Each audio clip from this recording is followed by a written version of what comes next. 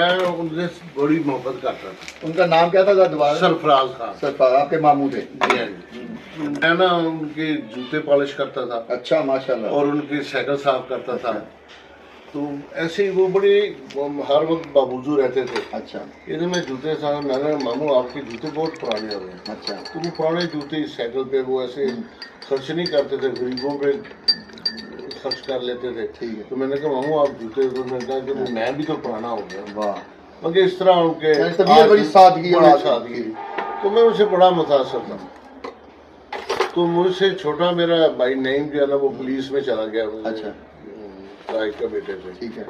तो मैं पुलिस वालों को अच्छा नहीं जानता था कि मैंने कहा ये बड़े कोई जालिम है। चिल्लर कहते थे आप? और चिल्लर कह के मैं भाग जाता था। अच्छा। तो ये बात हकीकत है कि सिफारिश चलती थी। ठीक है। मुझे भी ऑफर आई कि आप पुलिस में आए। ठीक है। मैं थोड़ा सा, आपको पता है मैं उसको अच्छा वाकई नहीं जानता था, जैसे आम लोग बाकी जानते। तो मुझे मामू उन दिनों में ना अंधेरा जाला ड्रामा चलता, पुलिस वाला एक ऐसी फिल्म वाली एक स्टोरी लगती है। बिल्कुल। तो मुझे वो कहने लगे मामू बेटा ये तो इंसान का अपना इख्तियार है कि वो अंधेरे वाला किरदार अदा करे या उजाले वाला करे। बड़ी अच्छी बात की उन्होंने। और फिर मैंने दिल में बिठा लिया, मैंने अपने अल्लाह से 3 वादे कर लिए। अच्छा। कि मैं पुलिस में जाऊंगा,